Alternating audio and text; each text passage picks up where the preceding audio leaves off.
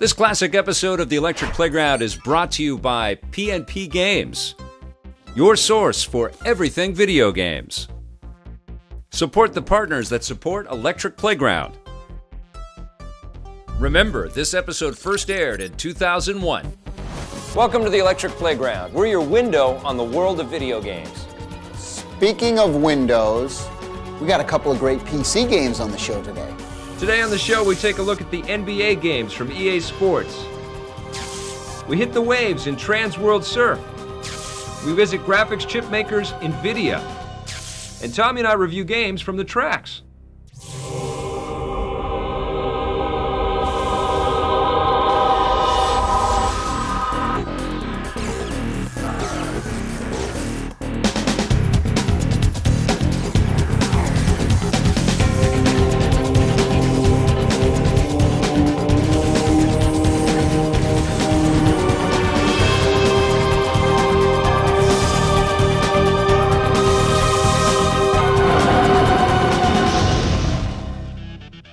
There's one thing that EA knows, it's basketball.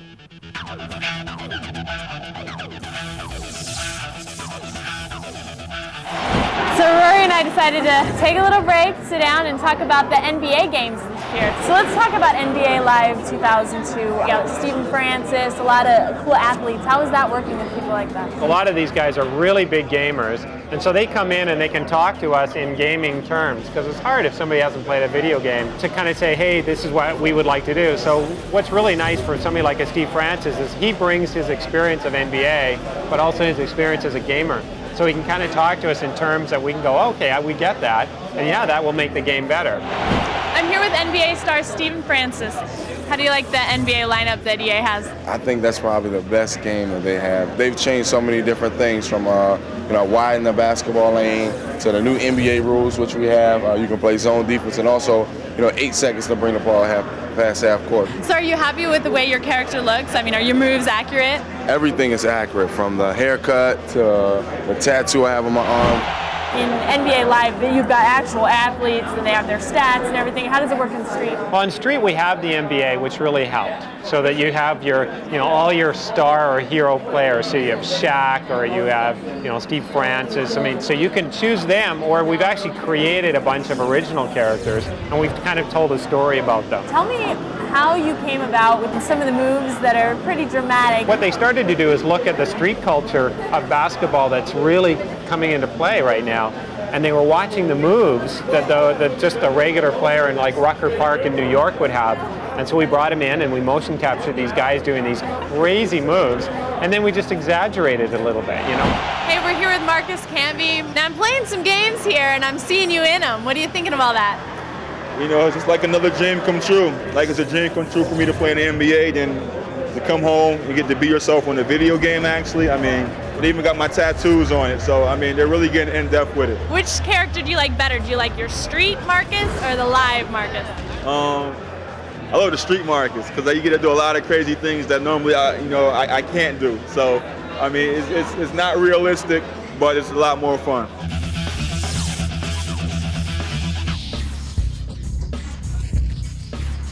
My name is Sara Mattes. I'm a biomechanical engineer at Giant Studios. I work with animation companies doing motion capture. Some of my job would be to prepare the studio. That would involve setting up the cameras, setting up the volume, working with the talent to make sure that they understand what they need to do to capture motion. We use a proprietary optical system which uses cameras to track motion through space, and then our software builds that into an animated character. When the talent arrives, we have them wear a black Lycra suit, which we attach retroreflective markers. The camera is very light-dark sensitive, so it can see bright spots or nothing. On the television monitors, we can see what the cameras are seeing. We then use the software to track the marker data onto a skeleton. On the computer monitor, while the capture is being recorded, we can actually see an animated character doing exactly what the talent is doing, and then the skeleton can be edited and the motion can be enhanced to suit what the client wants. There seem to be two ways to get involved in motion capture. So one way would be through an animation background, and another way would be probably through a mechanical or biomechanical engineering background, although certainly a background and understanding in both is necessary. Coming up after the break, we hang 10 in Transworld Surf.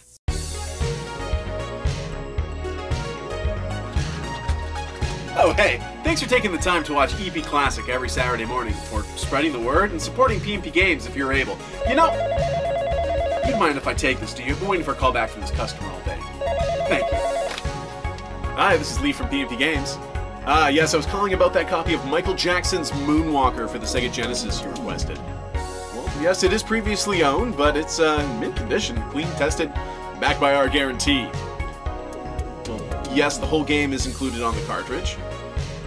No, you don't have to download anything from the internet to make it work. I don't know how you would. And yeah, you can play it offline. You can even lend it to a friend or trade it in down the line. Yes, rest assured, if you buy a physical copy of the game, you get a physical copy of the game to keep and play forever. Thanks. Yeah, we'll see you when you come in. What strange questions.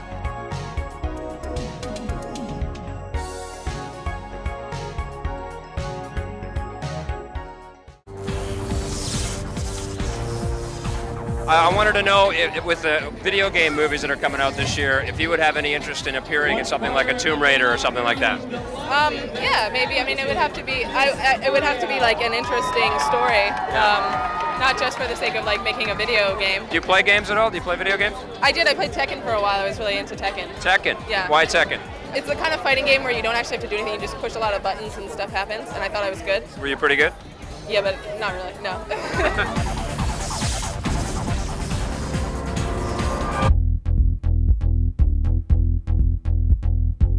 Today on Question of the Week, Brian from Portland, Oregon asks, how do you apply faces to characters in video games? Applying faces to objects in games is actually a process that's constantly evolving. Right now, they more or less take an image of a face, much like you would with a digital camera, and apply it like you would a mask over a polygonal head, and they just stretch it so all the parts fit in place. Now, with game companies coming up with even better software, and with hardware companies coming up with even better platforms, this is changing. Eventually, what they're going to be able to do is actually have completely 3D rendered heads, where lips, eyebrows, facial muscles are completely 3D rendered, and they'll no longer need to do a mask because the head itself will be so detailed that it'll look like you in real life. If you have a question about the video game industry, visit our website at www.electplay.com, or if you're mobile, wap.electplay.com. Last week, we did an audio feature on DTS and their technology.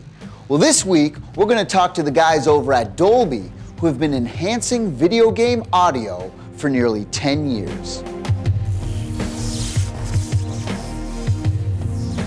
I'm here at the Dolby Theater with Jack and Dennis, and we're going to talk about Dolby in video games. So you guys actually have your video games hooked up to this massive Dolby Theater system. How cool is this? When we first started getting Dolby Surround and Dolby Digital PlayStation 2 titles in, before anyone in this country even knew what a PlayStation 2 was, we snuck up here at nights and started hooking it up to this big system to see what the next generation of consoles could do.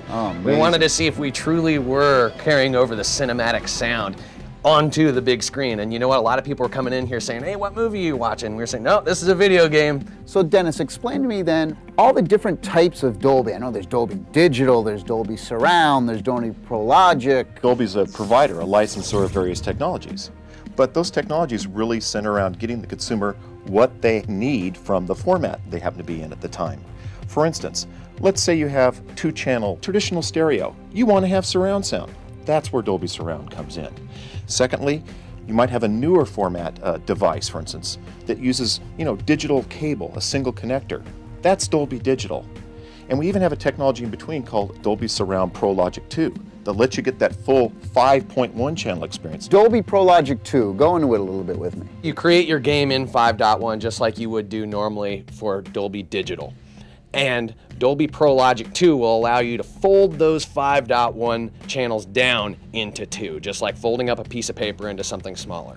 You'll send that folded up signal to a Dolby Pro Logic 2 decoder, which is built inside most of your receivers, and it will be able to unfold it back out into the 5-channel signal. Talk to me about the Xbox sound, because I understand there's some interesting Dolby things going on there. The excellent thing about the Xbox is no matter what game you're playing on it, As long as you've used Microsoft's API to program the game, you're going to get Dolby Digital sound out of the back. So what I tell to all the gamers that are excited about Xbox is plug this cord into the back. Talk to me about Nintendo. We got the GameCube coming out, the Game Boy Advance. Well, Nintendo's not about to be left in the dust from an audio standpoint. So we got a new technology called Dolby Surround Pro Logic 2.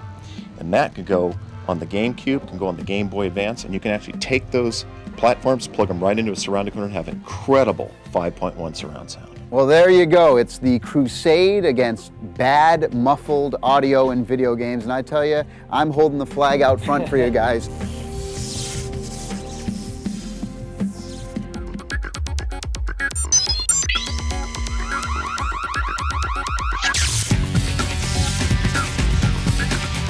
Turbocharger from Huntsville, Alabama wants a code for Gran Turismo 3 A-Spec. To play as a professional, simply select the arcade mode, then highlight the hard setting, then press L1 and R1 till the setting changes to professional, then press start. Now put on your racing gloves and hang on. If you'd like to request a specific code or cheat, visit our website at www.electplay.com, or if you're mobile, wap.electplay.com. Oh, hey, Lee from PNP Games here. I'm just farming some weapon grinders while everybody else is offline. Say, what's your favorite time of day to play video games? Whether you're up gaming first thing in the morning with the sunrise or staying up late at night into the wee hours of the morning, I just hope you're playing something great. And if not, shop pnpgamesonline.com, your source for everything video games. Find something new to play. Play forever.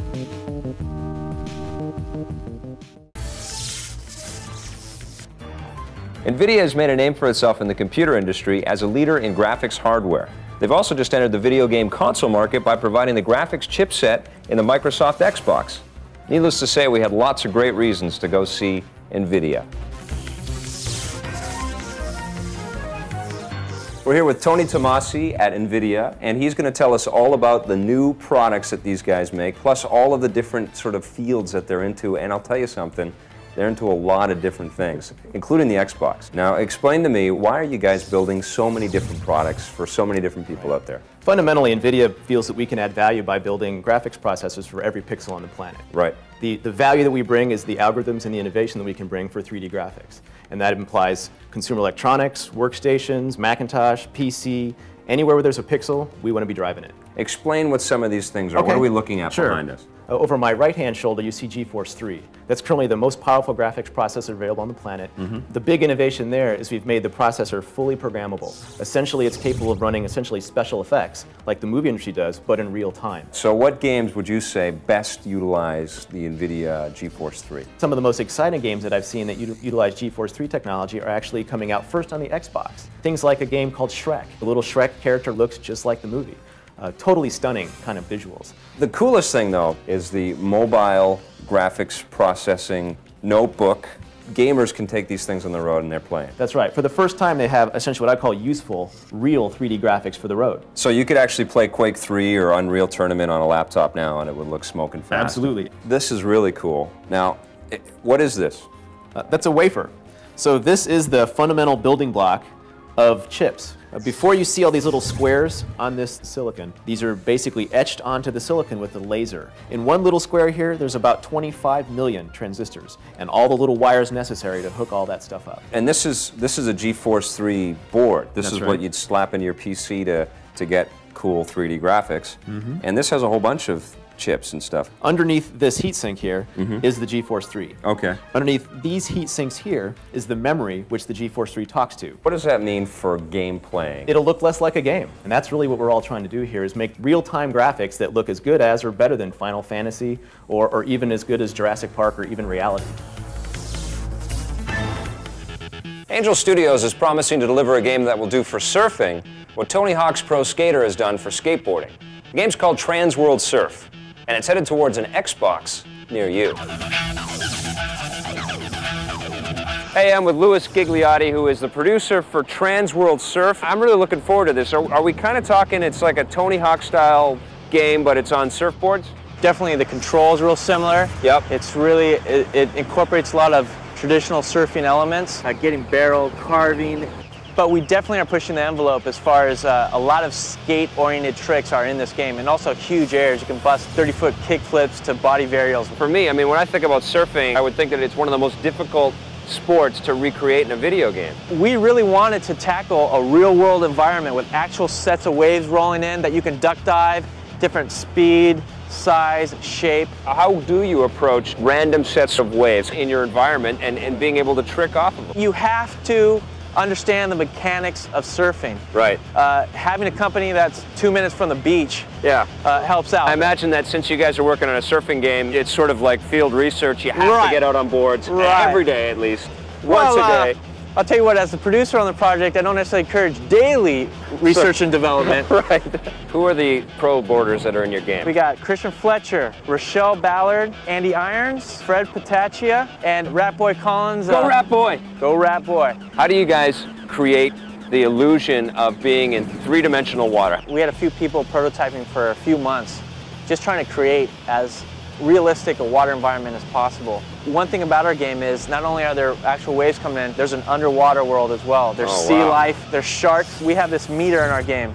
It's the karma meter. If you've been cutting people off or knocking people off their board, kind of being a jerk out in the water, your karma meter goes down, and now let's say you're surfing and you fall off your board. Well, guess what? There's a good chance there's a shark in the water. He's gonna come up not kill you, just drag you back into the surf and kind of let you know, hey, it's not cool to cut people off. And Bad surfer. Bad surfer. Thanks a lot, Lewis. No problem. I can't wait to play this game, man. It's going to be awesome. Great. Transworld Surf. That's right. We're also doing a PS2 SKU as well. Oh, you are? So it's Xbox and PlayStation 2. That's right. Which game's going to look prettier, do you think? Come on. I'm not answering that on the record. grounds I may incriminate myself. Reviews in the Run are coming up next. Video games are about interaction. Action. But sometimes they allow themselves quiet moments, be it in contrast to the harrowing journey in respite of, or just to lull the player into a false sense of security. Dozens of games have these video game places.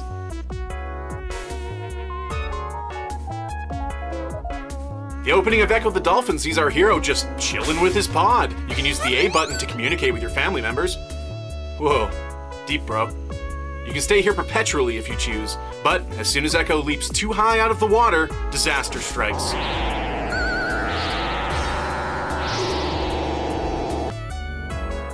He is left alone, and your journey to reunite with your family and save the planet from aliens, for real, begins.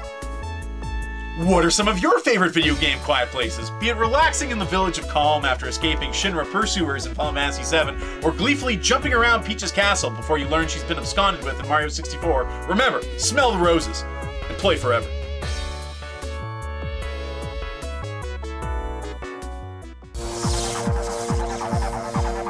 Hey, we're inside of a tunnel because I wanted to show you guys what I'm talking about here. This is Iridion 3D for the Game Boy Advance. Well, it's basically a space shooting game, not unlike Star Fox or R-Type, and it does show that the Game Boy Advance can do some cool 3D stuff.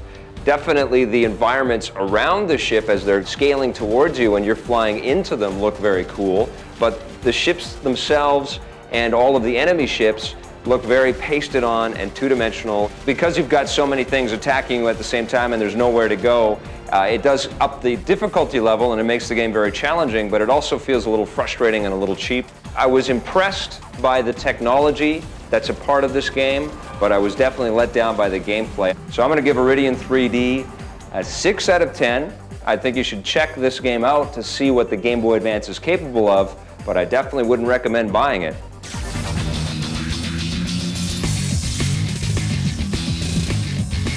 Hey, we found this beautiful park and this train because we want to talk to you guys about Train Simulator from Microsoft for the PC. How convenient getting a train. Yeah, we had that specially built and prepared for this shot. Yes, well, let's talk about Train Simulator then. Basically, all you do is you get into the train. Yes.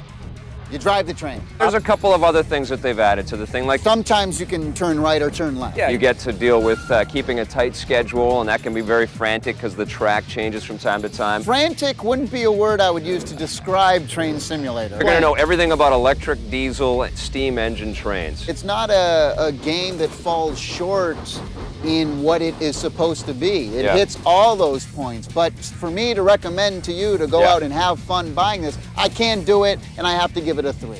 I'm going to give it a few more mercy points than that because you're right. It does hit all of those marks. I'm going to give it a 6 out of 10. CGW Magazine gave it a 4, which translates to an 8 on our scale. Okay, let's talk about Extermination, which is a survival horror meets Metal Gear Solid game for the PlayStation 2. Well, I mean, let's say what it is. I mean, it's a Metal Gear Solid ripoff. Sure. All the way down to the bad voice acting. My biggest problem with it was it seemed there was just not enough action. I think what they've done here is mostly clever. I think that mixing these two very popular genres into one game is the right idea. It does give you that sense of dread, but it doesn't give you the sort of polished pace that you get out of Metal Gear Solid. And it doesn't give you that Resident Evil dread, and it doesn't give you the action of Metal Gear Solid. Bottom line for me was that it was just a little bit too frustrating to play. I found it a little bit too tedious. I was surprised how much I enjoyed it. I'm going to give it an 8 out of 10. It's a little above average, but it didn't blow me away. I give it a 6. UGM gave the game a 5.5. Let's talk about a completely different kind of game. This is Floygan Brothers for the Sega Dreamcast. It's a bunch of mini games, really. That's what this game boils down to, is you have to use your brain and try to figure out how to get into certain areas or how to diffuse certain situations. You have to sort of manipulate Hoigel to do things to you or for you so that you can progress through the game. I liked the characters. I didn't mind it. I thought the jokes were funny. I didn't like them at all. It's a cartoon. Two stupid brothers in this junkyard. Good voiceover, though. No, I hated the whole thing. I feel bad because I like visual concepts, but I don't like their game. I really hated Floygan Brothers. You hated it? 3.5 out of 10. I'm giving it mercy points because it's unique. To me, it's like an interactive cartoon. I give it a 7.5. A 1.5 from EGM. I cannot believe you gave Train Simulator a higher score than Floygan Brothers. Train Simulator hit its mark. Ridiculous. I'm out of here. 7.5 you're going to give this game. Where are you going, by the way? What's that sound? It's a trip. Run, man! Run! Run!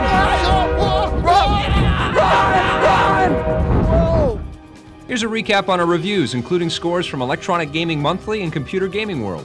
If you'd like us to review a specific game, visit our website at www.discovery.com/electplay. Well, that's the end of the show. Thanks for watching. We'll see you next time on the Electric Playground.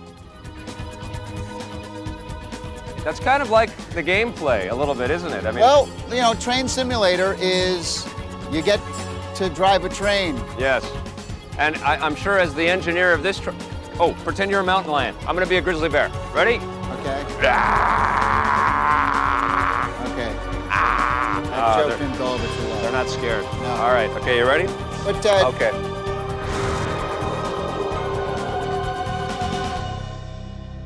Give me that! This classic episode of the Electric Playground was brought to you by PNP Games, your source for everything video games. Support the partners that support the Electric Playground. Thanks for watching, and play forever.